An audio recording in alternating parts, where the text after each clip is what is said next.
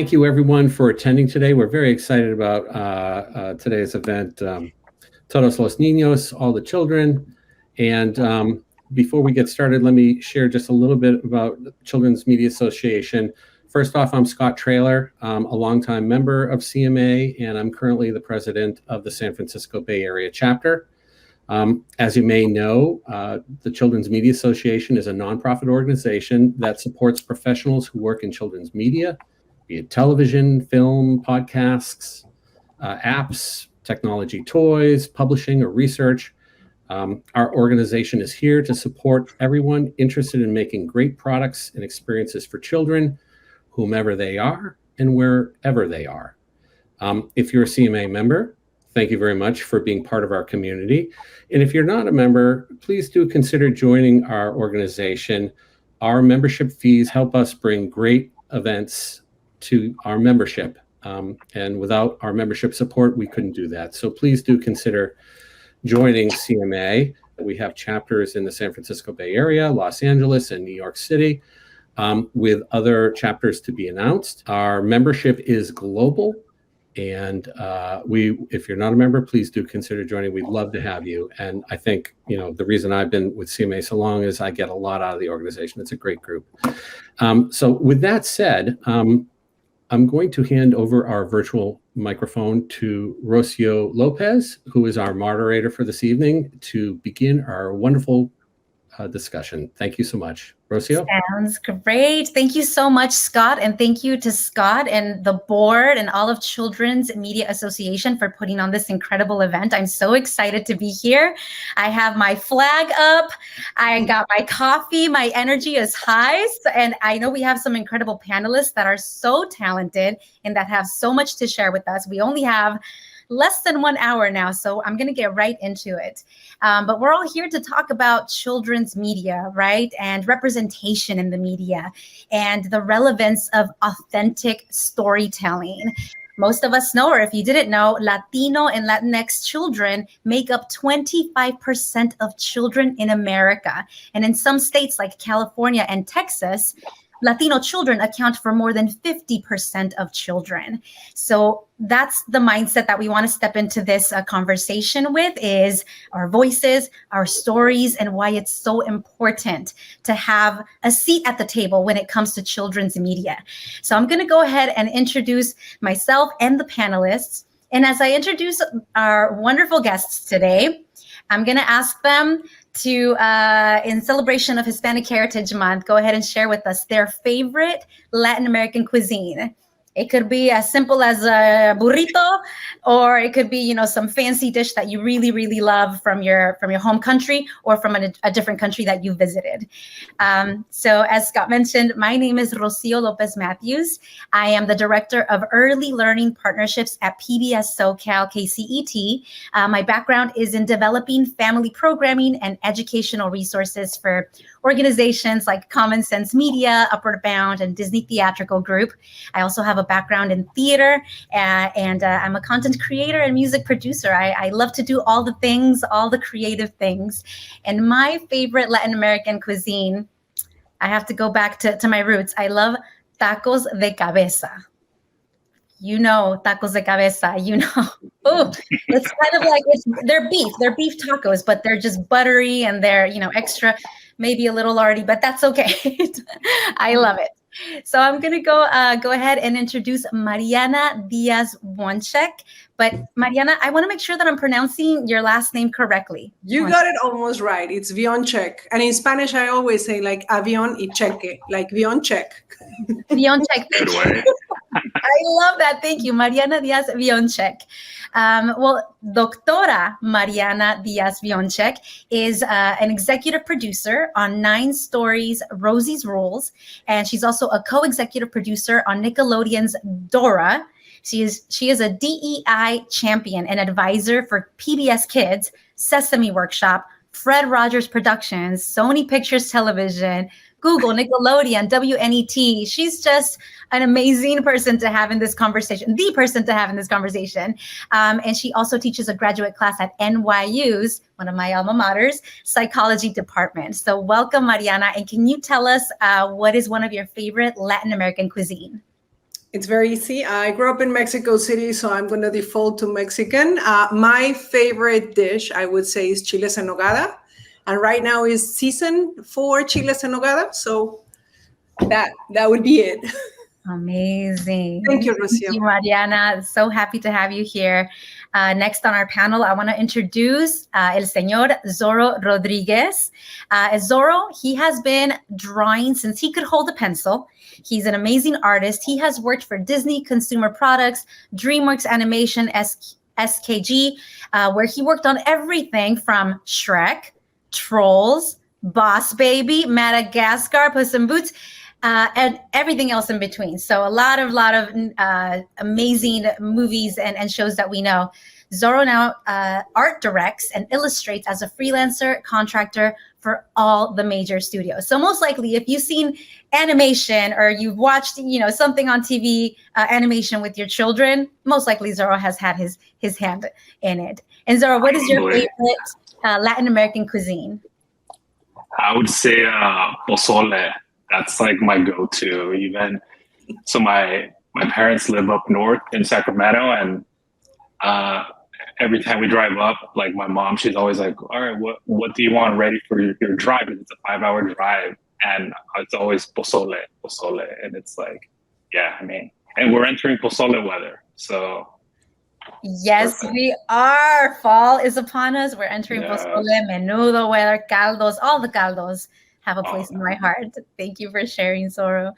And last but not least, we have Mari Aviles. And Mari, actually, is Mary or Mari?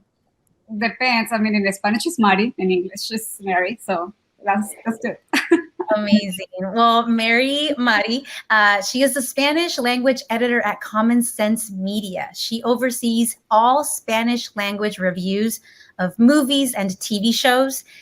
She also has 15 years of experience as a journalist in the U.S., covering arts, entertainment, and the Hispanic community. She's also the mother of 3. So happy to have you here, Mary, and share your expertise on behalf of Common Sense Media. I know you have a lot of research and really great gems to share with us today. And what is one of your favorite Latin American cuisine? Oh, well, since I'm from Venezuela, my favorite food is arepas. I think they're the ultimate comfort food because you can eat it at breakfast, lunch, dinner, and you can fill it with almost everything. So it's great, especially for the holidays or the leftovers.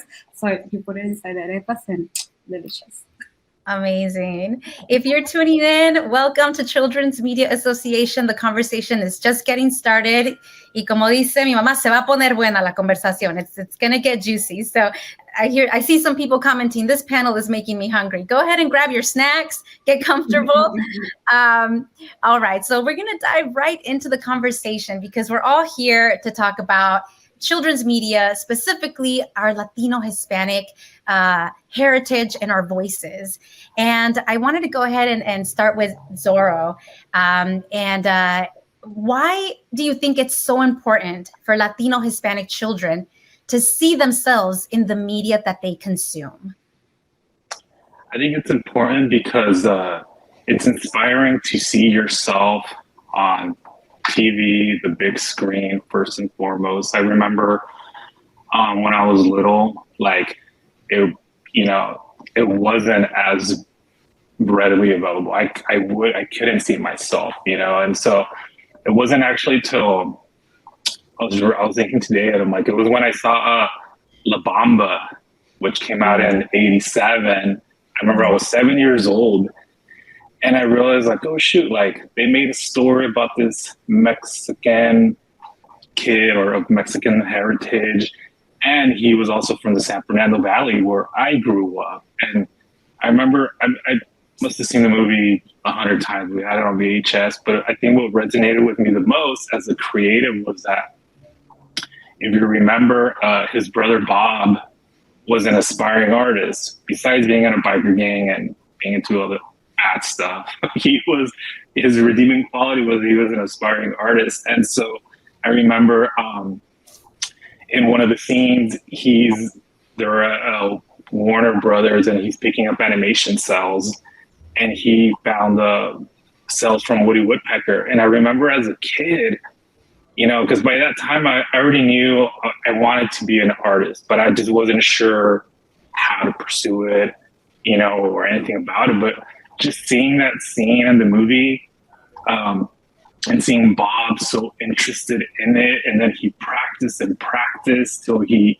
got good at it. And I remember I started practicing Woody Woodpecker over and over, and I realized that probably subconsciously that influenced me and propelled me forward. And I realized, like, okay, if he could dream this, then I could dream it too. And the funny thing is, if you fast forward to years later, when I was at DreamWorks Animation, we acquired Classic Media, and part of that was Woody Woodpecker. So I actually got to work on Woody Woodpecker as the guy in charge of it. And I remember it was one of those like full circle moments, where I was like, wow, like I'm doing what Bob wanted to do. And so, I mean, just seeing that little piece in the movie like inspired me. So just seeing yourself represented it's so inspiring and empowering. Wow, and you just gave me goosebumps. We're just getting started. Zorro, how dare you give me goosebumps and make me all teary-eyed. I can absolutely relate. That was one of the first films that I remember I saw in a movie theater, that my parents actually took us to a movie theater. Other than that, we never went to movie theaters because the stories weren't about us anyways. And Bob, one of the most lovable Latino characters, played by the brilliant Esai Morales. Yeah. Yes, I remember those scenes that you're talking about so vividly, and what an impact those scenes made on me as well. Thank you so much for sharing. Mariana, how do you would you like to add something to this question? Why do you think it's so important for Latino children to see themselves in the media that they consume? Yeah, of course. I loved Zorro's story, so thank you for sharing that. I think it's just such a vivid example of sort of what I'm going to say. So I think I'm just generalizing in saying that in general, all children benefit from diverse and inclusive content. So whether they're from an underrepresented group or not. So seeing realistic and layered families and complex characters help the kids develop their identity. And it also helps them uncover who they are and also who they want to be. Because these diverse examples enrich life and expose them to things that they might have seen, in which case they see themselves reflected on screen. But they might also take them to places that they haven't seen, that they aspire to, that sort of start creating their worldview, places to travel or songs to sing or foods to enjoy, that we were talking about food. And then, of course, when they see similarities and differences with these characters and families, they promote, or we as media creators promote empathy and understanding, and that helps their development, right? So yes, what Zorro was saying, seeing themselves represented overtly, meaning with human characters, just helps them develop self-esteem and their own cultural identity. So that's just a big thing, and I think Zorro's story beautifully illustrates what we're saying. Absolutely. Mary, I wanted to see if you can shed some light on this topic and maybe share some of the research with us in terms of Latino representation. Mm-hmm. So, and I think Zorro's stories is great because illustrate exactly what our research and report says. I mean, like in 2021, we have this report about the inclusion imperative, why representation in media matters for kids. And we found that. And we found exactly like, in general, like minorities don't feel represented in a good light. So, and that obviously affect the kids, because it's just like, okay, why there's no people like me on TV, right? Why, like the Latinos or the minorities, we always have to be the bad ones. And that's not helping, and not helping even the interaction with other groups. When white people, for example, see this stereotypical representation of minorities, that's what happened, and then they go scared of people of color. They get scared for minorities, and without knowing it. So that's the damage that we found when the representations are stereotypical in a very negative way. So yeah, those are the numbers behind that. Wow, it's so crazy because this lack of not just representation, but positive representation, right? It's something that we have seen there over and over again. I know, I act, and, I've done theater, and I can't tell you the number of times that I get so excited because an audition opportunity comes my way, and drug dealer's girlfriend, the narco's wife, the poor, immigrant, just like barely, making ends meet, that becomes a maid, which that's one of the stories, but that's not all of the stories. That doesn't represent everything, the multifaceted experiences that we all bring. And so it's definitely been very discouraging at times. I'm going to go a little bit off script and ask everyone if everyone can share maybe a piece of media, a TV show, or a movie that impacted them either in a very positive way or in a very negative way growing up. I would like to say, for example, in my case, because I'm an immigrant and my children's born here, and they're half Brazilian, half Venezuelan, so it's kind of like weird.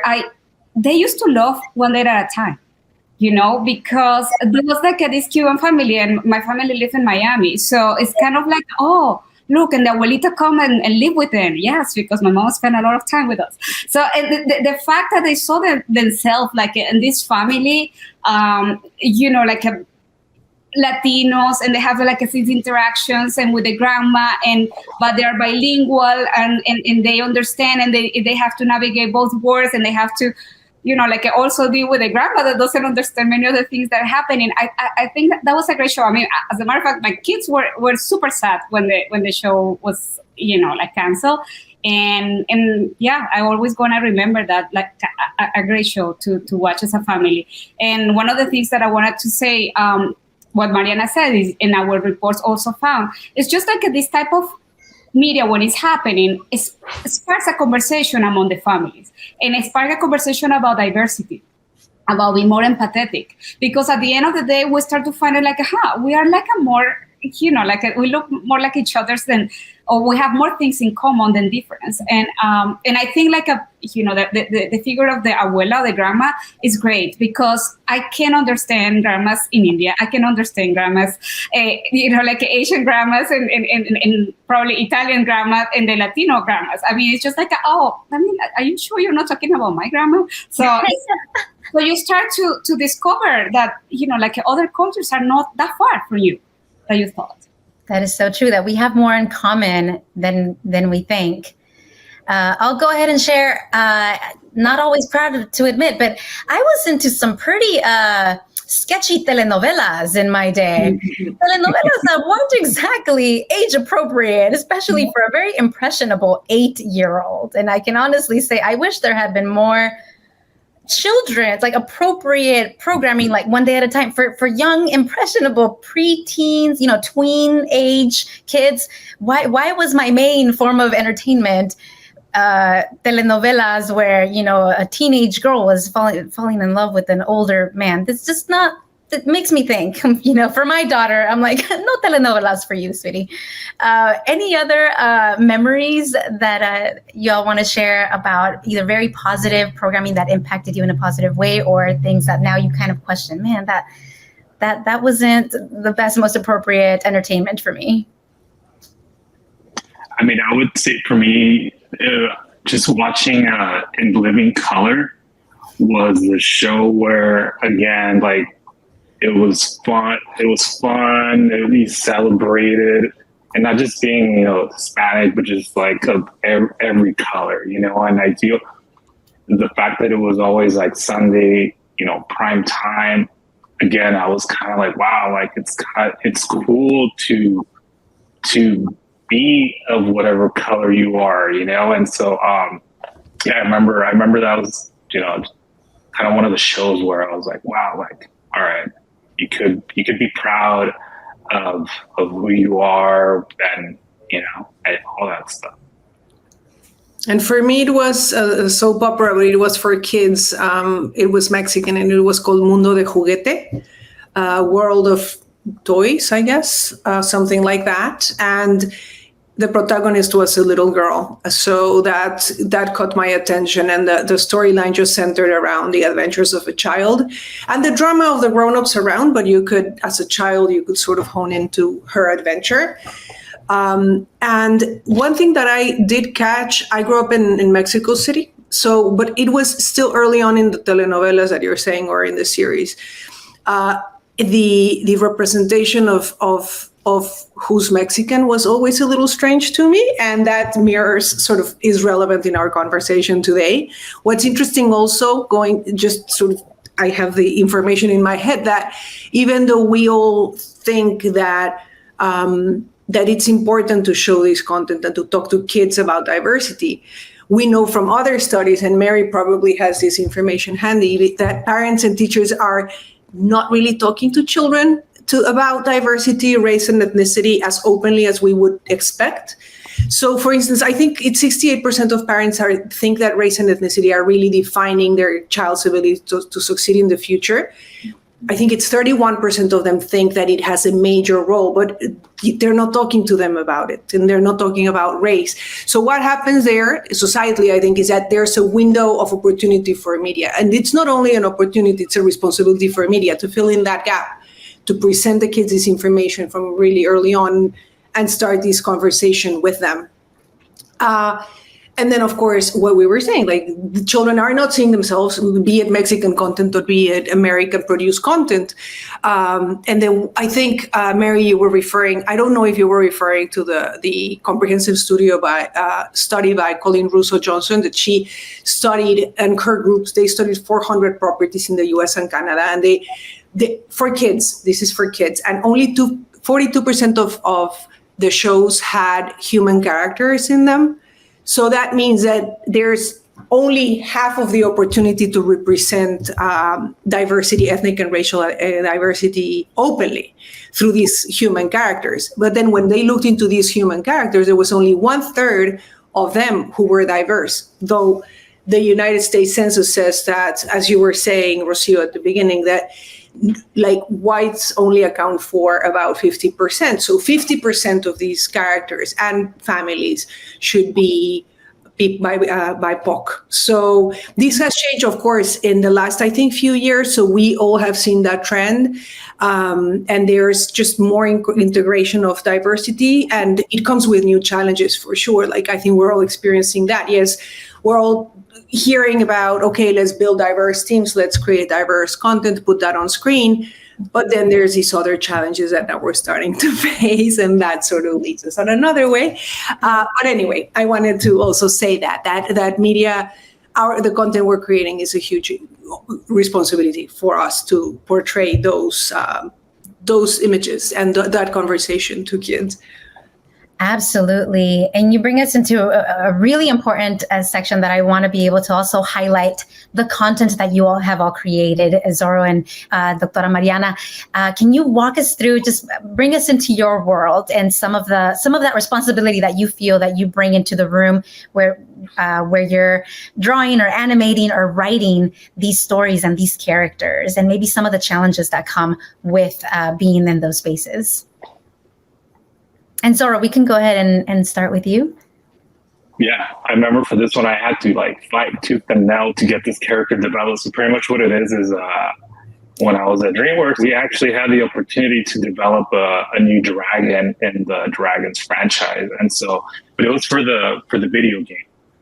And so, being me, I'm always trying to figure out a way, how can I, add, for me, again, Aztec culture, how can I kind of jazz things up, add, as I like to say, add some sazon to the art. And so for this guy, I was like, well, what if we make him look like Quetzalcoatl, because the dragon is already kind of halfway there. And I'm like, it's cool that we have all this Nordic tradition. And so, it's this made up world. We could have that. I'm like, why not have, Latin American, tradition? Because I know that's always, at least within the studio, it's like, how can we target? They know being on the inside, they know that it's a big emerging market, you know, and they're always trying to figure out how do we tap it. And so I was like, well, what if we, again, design this dragon, you know, we make him have that some sort of Aztec background. And it's funny because I already kind of knew what was going to happen. So I was like, you know what, I'm just going to push it as far as I can, meaning like, let's make him look as much as Quetzalcoatl as possible, knowing we would probably land somewhere in the middle. And yeah, of course, when I presented it, I mean, everybody, they were all like, who is this or what is this? And I'm like, to me, I'm like, how can you not know how cool of a character this would be? And so I pushed and luckily I had people like on my side who kind of saw the value of it. And eventually we landed somewhere in the middle, you know, and it's, to me, I think it's like the first Aztec dragon ever in this universe, which is still evolving. And so, again, it's something where I feel it's, you know, I take it upon myself as my responsibility, you know, having been in that position that can make an impact to do so. And that's kind of like the thing that I always implore on people that I would see in the studio or just other creators. Is kind of like, you know, just try to open the door for others, or, you know, whenever you can, like, try to do something like that. But yeah, this is one example. Question, Zorro. The dragon's rider, the human dragon's rider, is he like a Latino character? Just curious. Or it's... No, they're all, I guess they're all white kids. Yeah, I mean, it was because in the picture that you shared with us, the rider could have been designed Latino. So I was just curious to know. And then, of course, if you were going to design a Latino character, then you cast a Latino voice talent, right? For the dragon, I was also curious to know if the inspiration pretty much came from you. I'm sorry, Rocio, but I'm very intrigued. Did the inspiration to base it off Quetzalcoatl was coming from you and then people were accepting or your proposal, or they wanted to give the different dragons different flares? Like, could you share a little bit of that? Because it's super interesting. So that, I mean, that came directly from me. And that was, I feel like that came as a curveball to them, because they kind of were like, all right, let's make it look like, you know, you're just a fantasy dragon. You know, that was kind of like their approach, but I was like, nah, like, let's, again, like, I'm like, I want to make him look Aztec or something, because I know that was my approach. And I actually had to educate them in Aztec mythology, and this is like, you know, this is what they believed, and this is what he did, and this is what he looked like. I literally had to do a whole case study as to why this would be cool to do, you know. And did any of that legend made it into the character? It's more just the visual aspect of the dragon. Just the visual. It got, and it's what always happens. You know, it gets watered down to like it's all right, let's a happy steps. medium. Yeah, it's exactly. Baby steps, you know. Yeah, and I think maybe it opened the opportunity for a future. You know, like a seasons or shows, because, I mean, let's be clear, this Aztec and Maya aesthetic is extremely beautiful. So for no use it in a story like this. So, and I think what Zorro is saying also is very important. And I think when we're talking about the real and the authentic representation, is having people like Zorro in creating the content, having people like Mariana. It's just like, it gives you, because the devil is on the details. And we have seen shows that have been having like a backlash just because a simple detail that doesn't come, you know, like a name that probably doesn't translate well for other countries in Latin America. So little things like that will make a whole difference in the show. And I will say like, oh yeah, I understand the show. This show is real authentic. Well, this is like the people who write in the show don't know what they're talking about. So it is, I think it's very important that not only we have more like the audience and there are more kids, you know, they're Latino coming, like want to be more multiracial, but also that we have storytellers that are Latinos that can be there and they can be influence in the stories and what we see in the representation of our community in the media. Oh, of course, backing that up. Yes, for me, to create content that feels authentic and that doesn't feel just tagged on, you need to bring the voice of that you're representing in your character and the family, be it human or not. I mean, I'm mostly talking human characters, but 100% the way to make it authentic is to bring the people that are that, because they're going to tell the stories from their lived experience, from what they like. You can see from hearing Zorro talk about Quetzalcoatl that he's interested and he likes that and it resonates with him. So the way that he brings it is very personal, and that's the only way that the result of your media product is going to be authentic, which ultimately will resonate with the audience that you want to reach. Otherwise, it's going to feel curious to some who might not know it, but for those who you're trying to reach, it's going to feel fake ultimately. So yes to building diverse teams, yes to bringing in the voices, and it's of course it starts with the writing, but it's more than the writing, it's the design, as we know from Zorro. It's like designing those characters, designing those environments, creating a world. Now I'm getting ahead of myself because I was going to talk about this through a specific example. Let's call it like a case study of Rosie's Rules, but it doesn't have to be, because I think it applies to everything. That when you bring a bunch of people that have those lived experiences and they bring it together, you create something that feels real. And for me, that's the way to do it. And that's the way that the product feels authentic. So, I mean, I was just going to say the example of Rosie's Rules because it's the first time that my background is in education and research. I did that for 15 years for Dora the Explorer, the original. So that's sort of my thing. And then I started specializing in diversity, equity, and inclusion because I've always been interested in matters of identity. And then I was advising companies to focus a lot on their teams, like who are you going to bring in?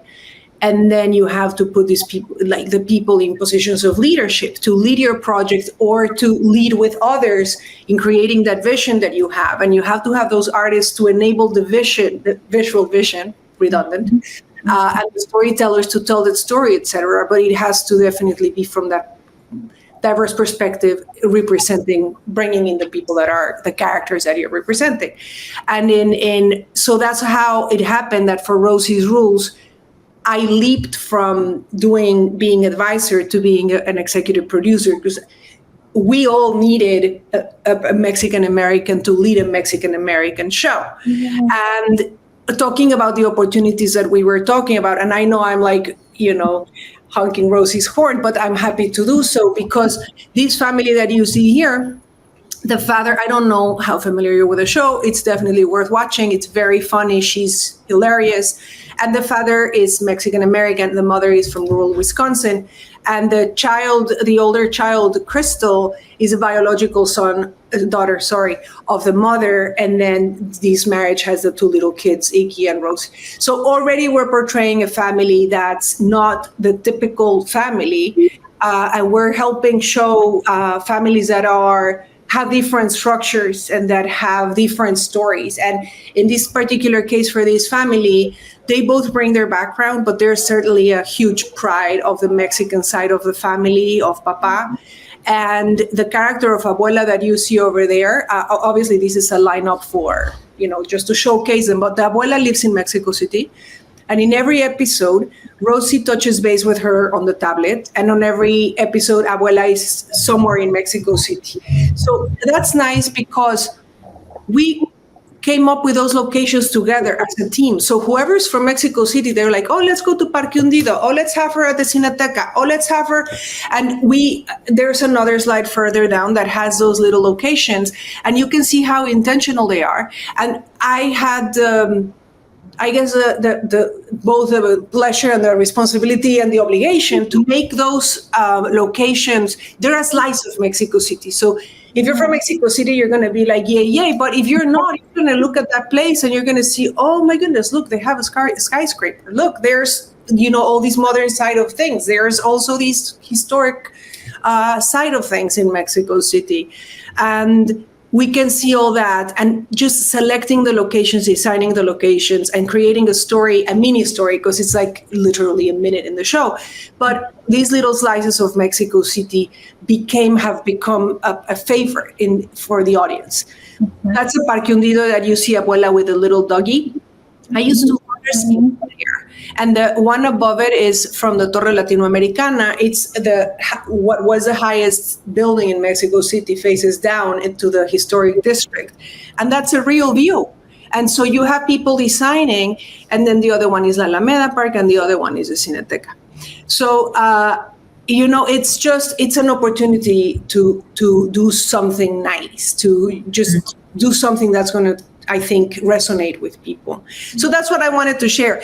Again, it's just the whole team has a lot of people from Mexico because the family is Mexican American. So it makes a lot of sense to do so. Absolutely. Thank you for sharing all of those gems. I have goosebumps all over, and you're speaking to my heart because we definitely know the specificity of, we always say Latinos, we're not a monolith. We're very diverse, even within the Latino Hispanic community. And we love to see those specific, authentic pieces of ourselves. Growing up Mexican American in California is very different than growing up in Brooklyn, being Dominican or Puerto Ricanos, right? And actually, I wanted to talk a little bit about that. And before I do that, actually, I wanted to plug Rosie's Rules, by the way. You can watch at the PBS Kids app, guess what, in English and in Spanish. And I say that because I am from the PBS Kids family, and very, very proud.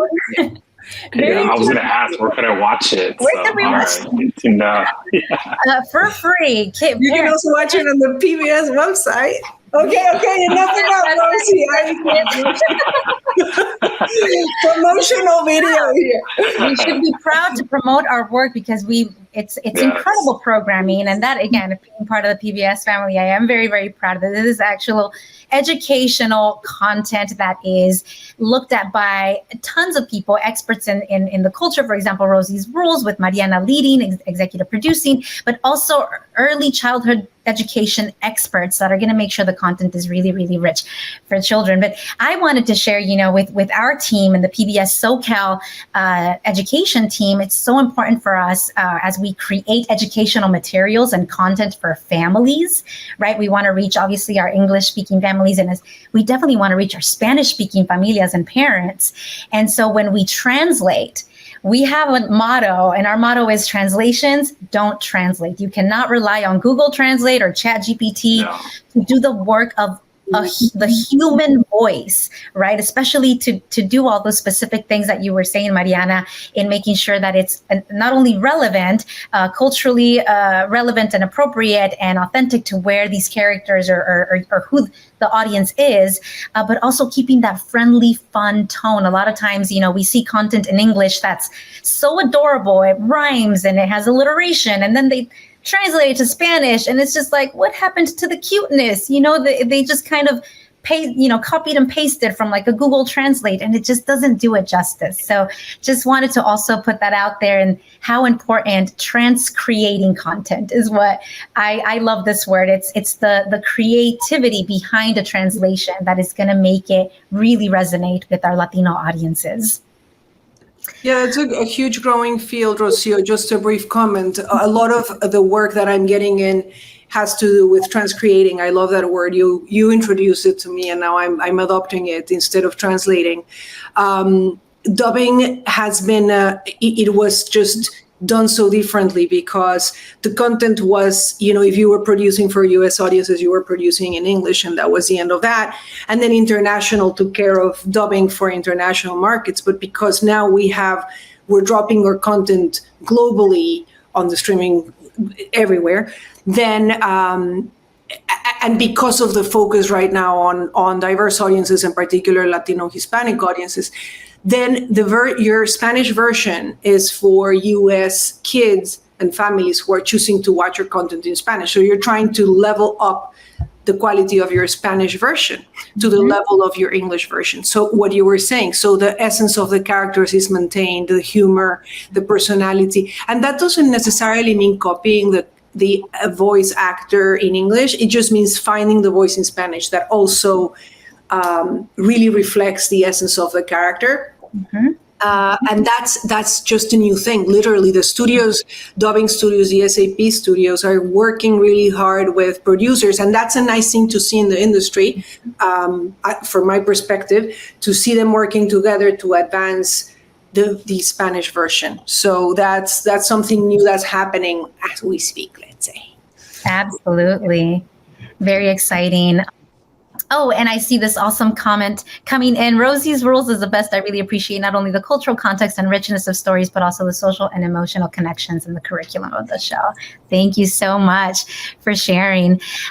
So one of the last questions that we have before we go into the Q&A is I wanted for each of you to share tips that you would share with content creators. And in this case, I'm going to make myself vulnerable and I'll say, I'm an aspiring filmmaker and children's content creator. I would love to see my show on PBS or Nickelodeon or DreamWorks one day. What tips would you have for me in the space, and what is important that I know in remembering the importance of diverse perspectives? So what would be your tips for me? I would say to just, be curious about everything. That's kind of my approach, is always like, as a Latino creator, I always kind of want to, again, going back to how can I tell all these leyendas, all these cuentos that I grew up on, and because I feel like everybody has like unique, little, every Latin American country has its own leyendas, its own. I'm into spooky stuff, so for me, it's all the leyendas and and it's so I would say be curious about it, because I'm pretty sure that you're gonna bring something to the table that no one has ever heard about or seen, and so be curious is what I would say. I love that. Mariana?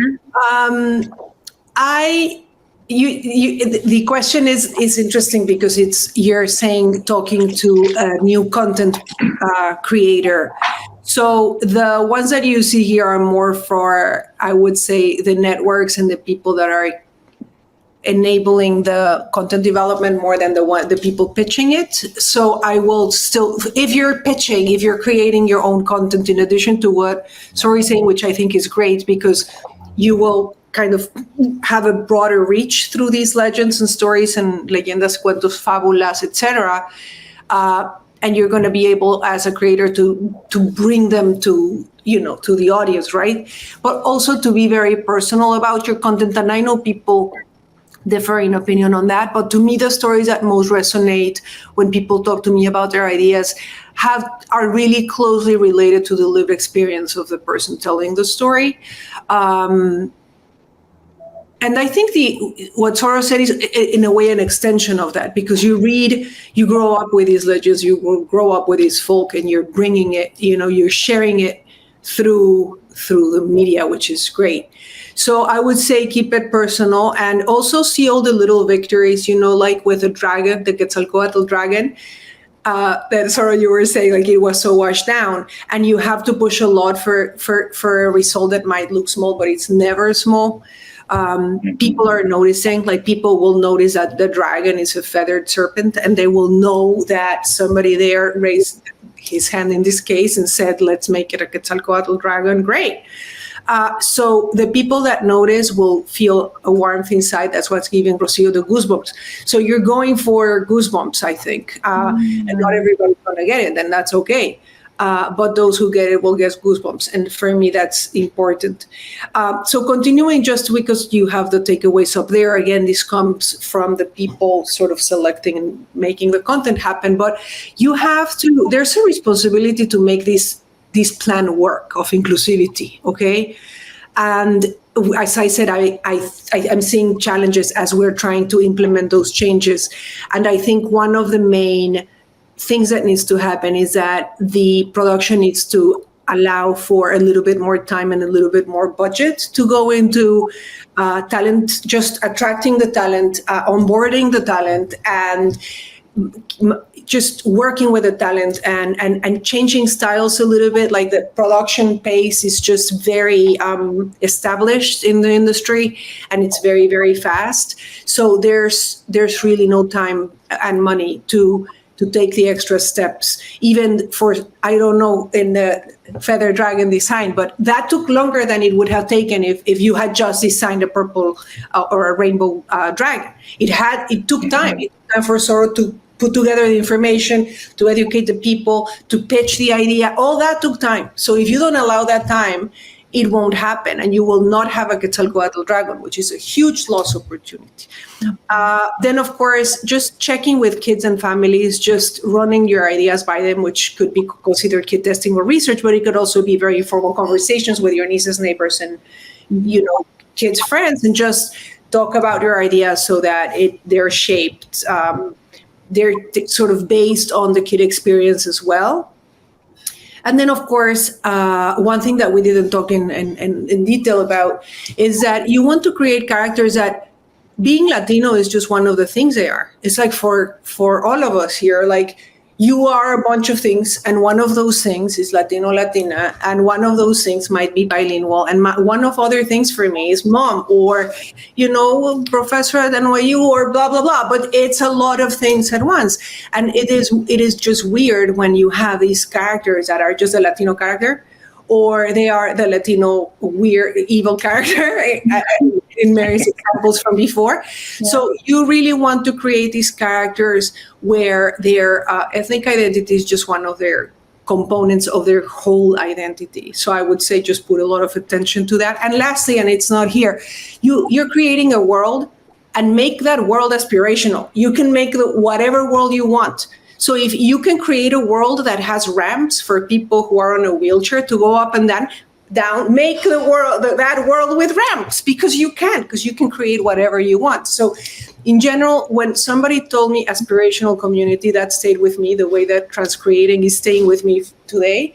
So I would say just stick with aspirational communities, an aspirational world. You can do whatever you want. So just make it awesome. Ooh, that's amazing. I'm inspired as a content creator, and I hope we have some executives and some platform people with that power that are also listening in and tuning in and taking everything that's being said. Mary, what about you? You see a lot of content, and you go through a lot, especially with the lens of the content being for Latino and Spanish-speaking audiences. What would be some of the tips or takeaways that you would give to the audience? I mean, it's what Mariana and Sora said, and it is important, the details. And I think that's what makes us stand up. Some of the content is just in those little details. It's in the work that they have in the writers. It's like the location that they are picking for the show, because sometimes it became also part like another character in it. So I think that is important, and we never can underestimate the power of media to promote a positive well-being in children as can be as bad, right? And also, I mean, we are hungry. The Latino community is hungry for better representation, and this representation means more complex characters. As Mariana was saying, it's just not only like the flat Latino, and no, we're more than that. And I think that when this happens, when we have like this little formula, that when we have, Latino in bigger roles, when we have, powerful stories that can transcend, that we have those scripts that, say things that are, you say like, oh my God, I love this line. I love what he said. In convincing performance, we have a winner. And that's those, I think I can say like, from the shows that we see and that receive the Common Sense seal, which is our, like a Rose's Rules has, for example, it's just like I have this distinction of, like a great content for families, because they do that. They go beyond, and they, spark a conversation about diversity. It's help people with understanding each other. So those are the things that we're looking at, and I hope, people are taking note of the importance of Latino not only as an audience that spend in movies, an audience that is around the world and waiting to be discovered, and so many stories to be told, as Sora says. So, yeah. Incredible. Thank you so much for sharing. I wanted to share a very quick anecdote, and it's actually, I hope it's okay that I'm sharing it. I actually heard it. It was part of Gloria Calderon Kellett's speech that she made a few years ago at Latinos Unidos conference. And I wanted to share what she said. She's the creator of One Day at a Time and many other, shows. And Mary, you mentioned that One Day at a Time. It's one of my favorite shows as well. One of my favorite sitcoms. It's so great. And I think it would serve this audience. But she shared how it was so important for her to portray this Cuban American family in this show in such a positive light, right? She wanted to just portray a normal familia, working class, working hard with the kids and their everyday routines and struggles, right? With lovable characters. And then she went back 50 years or 60 years ago, and she said how important it was during the Cuban Revolution, during Operation Peter Pan, when they took all of those kids, like 14,000 children from Cuba, and brought them to the U.S. for safe haven, right? To keep them safe from what was going on. And the U.S. opened their arms to these children. It just took them in, clothed them, put them in a home, kept them safe, gave them citizenship, gave them healthcare, gave them everything. And Gloria Calderon Kellett, she correlated that to precisely the previous decade. There was a really popular show, the most popular show on TV, and who that main character was. It was Ricky Ricardo, a Cuban American man, right, entertainer, and he, in the I Love Lucy show, they were just a regular family being funny, being fun, and they were so lovable. But that character, she essentially correlated the positive impact of positive characters in the media to a cultural exchange, to the way that we embrace people that are different from us. And I couldn't, help but think, wow, and it's so true, right? Because in the past decades, what we've seen are, kids in cages and the antagonization of our immigrant community coming from other countries. And so I just wanted to share that because it was very impactful for me.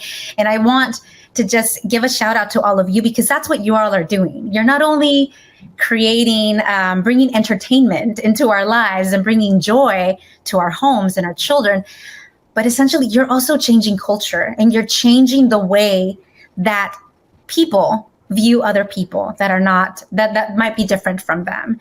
And so I just want to thank you for representing. That's what you're doing in those rooms, even when it's hard, even when it's challenging, even when you say something and people question it and say, but what does that mean? Or, you have all the naysayers, the people that say the ifs, the whats, and they don't understand. You're standing strong, you're persevering. And I just want to give that enormous shout out to you all for doing that and for representing us. I know it's a huge responsibility, and it should not be taken lightly. All right, we have just a couple of minutes. Yes. And I wanted to give one more time the opportunity for each of you to share. I know we already shared, our big takeaways, but just one more thing that you would want to share with this audience in just like one sentence. Yes. Your most inspirational that you can give us so that we could continue on this journey of positive representation. I think what you say, Rocio, is just like, thank you, Mariana, thank you, Soro, and all the creators out there. Just keep the bar high, the standards high for our community. We deserve it, we need it, and we cannot be, setting for shorter or less. We have to keep it high and keeping the quality, because that will make the whole difference in the world. I would say, keep pushing for it. If you're already in the studio side, open the doors for those that have the stories to tell. And if you're, on the other side of it as a creator, keep pushing as well, because they always say, but we're just scratching the surface of like everything that is our potential. And, if you use whatever social media platforms there are, use that. I would say connect. I would always tell my interns, is always connect, network. If it's on Instagram, or whatever. LinkedIn is like the big one, you know, right now. It's like connect and network, and because there's a lot of stories yet to be told. And so I would say just, you know, keep pushing. And I would say keep pushing, because it's a lot of work to see a little thing on TV. But when you put a little thing on TV, a lot of people will see it. So keep pushing for the little thing. And the other one is support each other as a community. It's great. It's just a great community, great support, and there's a lot in common a lot of commonalities in our experience, I think, in this industry. So just sharing and talking about it and supporting each other makes a big difference. Incredible. Thank you all so much for those gems. I hope the audience, everyone that's tuning in, is inspired. It's a great conversation. I'm so honored to have been able to be a part of it. I want to thank Dr. Mariana, Zorro, Mary, and of course Scott and Maria Alvarez for organizing this panel and kicking us off with such an inspirational conversation for Hispanic Heritage Month. And the whole year round, it's Hispanic Heritage every month. Come on. Every month is Hispanic Heritage Month. Thank you so much for the wonderful panel and moderation, Rocio. Thank you all so much. I wish you a great evening and continue success in all the wonderful media you make for children.